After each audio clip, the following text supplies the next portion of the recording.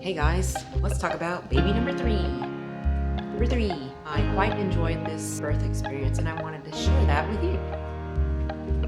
First off though, I did want to say that I would have loved to do a birth vlog, but I'm not that comfortable yet. I wanted to focus on myself, my baby, and the birthing process. I'll make sure and insert some pictures and I'll black out the fun bits. So anyway, my contractions actually started on the due date. Isn't that exciting? None of my kids have come on their due date, but always after. First one came 2 weeks after the due date. The other one came 2 days after the due date. So I really wasn't sure what to expect, but I knew it would around the due date if this baby followed suit. So that morning I had a show when I went to go use the bathroom. And so I thought, okay, things are starting, but I didn't get too excited because I know sometimes that's just an indicator. It doesn't mean that we're gonna get moving quickly. So I did want to call the midwife and just give her an FYI.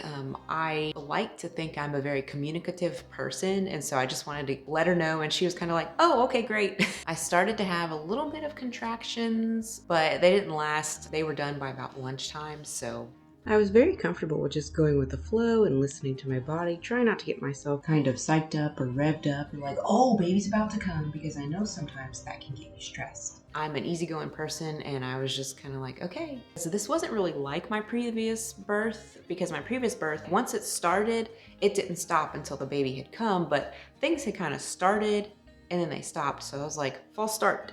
No, I'm not a sports person. I was kind of leaky. Which, this being my third baby, I wasn't surprised about that. So I thought, okay, maybe my water broke. So I called her, told her what was going on, that I was feeling a little leaky and they were increasing. And she kept telling me, well, just make sure you're looking for longer and stronger. And I wasn't really feeling the longer and stronger progression. They were just kind of coming at regular intervals, maybe about 15, 20 seconds a piece. I was really just concerned that my water had broke and I didn't want, to start the infection clock. So she said, okay, well, go ahead and come in and I'll check you. And it's getting to be around 3 or 4 o'clock. I had basically all but stopped having contractions in the van, and I was like, okay, well, maybe baby's not coming, but we're already there. It takes about 45 minutes to get there from my house, so we were kind of already committed, and I just wanted to see what was going on. So she did the little litmus paper, and my water had not broken, so yeah. She asked me if I wanted her to check me and see how far I had gotten along. She did, and I think she said it was 1 or 3.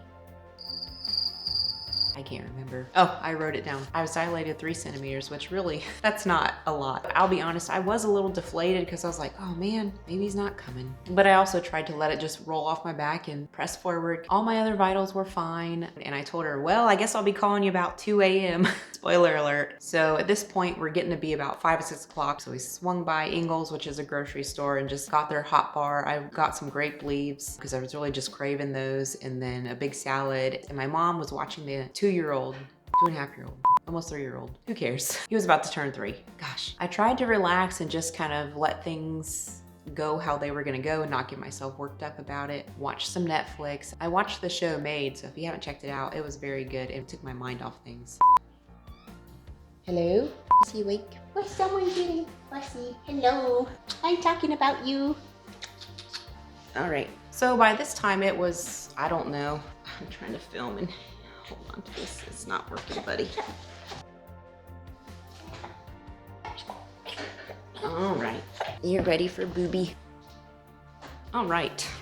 Continuing on, mom life interruptions every 5 minutes. That's okay. It's just a fact of life. So after I watched a couple episodes on Netflix and tried to just relax, the contractions had all but basically vanished, except for one maybe every hour, which is really frustrating. But I just called her back just to let her know what was going on. So she said, well, actually, it sounds like you have an irritable uterus. Never heard before. That is what my irritable uterus looked like. So she just recommended take a bath with some Epsom salts and just try and relax. So that's what I did. And the contractions had pretty much stopped in the bath. It felt really good because I don't really take baths very much, but I do enjoy taking them when I can. And it's probably 1 or 2 o'clock at this point in the morning. I was like, well, I guess I need to go and try and get some sleep and try again tomorrow. So I went to bed and slept for about an hour, maybe, and then I was awakened by contractions and they were coming on strong. And I was like, okay, this is it, hopefully. 3 a.m. But I didn't want to get my hopes up, so I just kind of waited it out to see if they would be, continuous or if they would stop and start kind of like they did before. Well, they didn't stop. They were really coming in strong and long at this point, so I knew it was time to call the midwife. Told her what was going on. She said, yep, go ahead, come on in. So I went ahead and woke up my husband, told him to start getting things ready, start getting my 6-year-old ready because she wanted to come too. So my mom had taken the 3-year-old to her house, so we didn't have to worry about him, got everything ready. I mean, everything was already packed and ready to go, so we just had to grab a couple of things. Those pad sickles, I had to remember to get those. It was about 3:34 when we left. We got there, we got settled in, I got my oils going, they're diffusing, turned down the lights, trying to relax and just enjoy the process. She asked if she could check me again. I said, yeah, let's go ahead and check. And I do that because I like to have a baseline of where we're starting from. I was about 5, and honestly, I was a little discouraged because with my last 2 pregnancies, By the time I got to the midwife, I was really like 6, almost 7. So I was like, oh, well, okay, I could have waited a little longer. But whatever, live and learn. so I started bouncing on the birth ball and just trying to relax. Her assistant started running the bath for me because I wanted to have a water birth if possible. But I didn't want to get in too soon because I knew if I got in too soon, it would just slow me back down again because it relaxes me so much. I waited as long as I could, and then I got in the bath and it felt so nice. Any of you guys who have done a water birth before or just labored in the tub, you know how just incredibly relieving it is. It's relieving of pressure and relieving of pain because that water kind of takes some of the weight of the baby off, so it just feels so good. After a while though, I got out of the bath because the water was starting to get too cold. Let her warm it back up, but while she was doing that, I was bouncing on the birth ball, or I was doing kind of straddle legs up on the bed where I just hike one leg up on the bed and kind of just lean into it doing lunges, then the other leg, do the same on that leg. And that really helps kind of open up the pelvis so that baby's head can sink down in there. Right, your baby head. Oh, I guess I should say he's about 3.5 months old. Anyway, so I was laboring for a few hours. I even felt the urge to have a bowel movement, which sometimes that can be just baby's head pushing on things, but I was pretty sure this was a bowel movement. And that's a nice thing about your body. Your body knows that you need to clear those out for the most part. So I knew that was just another sign that we were headed in the right direction, or baby was headed in the right direction. And then I got in the bath. It's about 7 o'clock in the morning and I had 1 hour of sleep and I was getting tired and pushy. Pushy as in wanting to push, not pushy as in being mean and aggressive. So I let the midwife know and she said, okay, that's great. So I was waiting for the contractions and waiting for my body to tell me to push.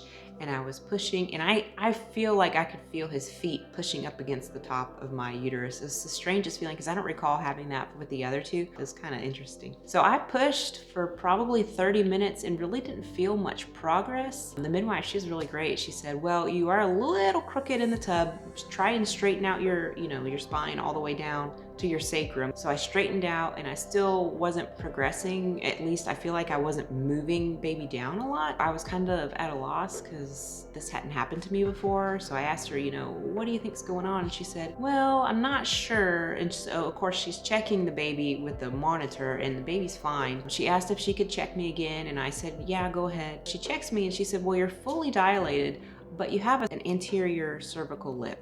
And I really wasn't completely sure what this was. I had a guess. Think of the cervix as a gate the baby has to go through on their way out. With a cervical lip, it's like the gate hasn't opened all the way.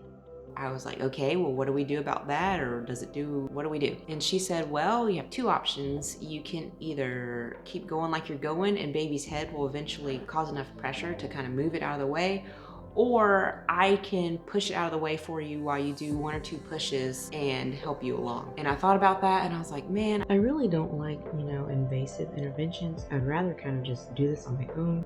But it was like 7 o'clock in the morning and I was going on 1 hour sleep and I was tired, y'all. I was so tired and ready to be done. That's how you know you're getting close, is you're just like ready to throw in the towel. Thinking I just can't do this anymore. And so I just looked at her and I said, I'm so tired. And she said, okay, well, I'll push it out of the way for you if that's okay. And I said, yeah, go ahead and do that. So she pushed it out of the way. And after that, literally, he came like shooting out of me as soon as she got that cervical lip out of the way. I think I did 2 or 3 good strong pushes and he was out. So yeah, I've never experienced a cervical lip before. They're not terrible, but it's just kind of a bump in the road, if you will. And of course, he was a boy. I was so sure it was a girl because I was so nauseous, and I was nauseous with my other girl like 20 to 22 weeks, and I was very nauseous with him. And I wasn't at all nauseous with my boy, but she put him on my chest. And I think my daughter saw and said, oh, it's a boy, it's a boy.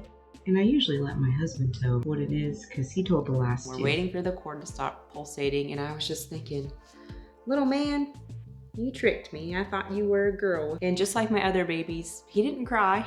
The other 2 didn't cry. They just don't cry when they're born. But he did fine. He was responding well. And so my daughter got to do the thing that she had been waiting to do the whole time. She got to cut his cord. She was really excited, but a little nervous about it too. We kind of explained what to do and clamped off the ends, and she cut it, and she kind of didn't get the whole thing in the first snip. So like blood shot across the room, and she was kind of like, oh.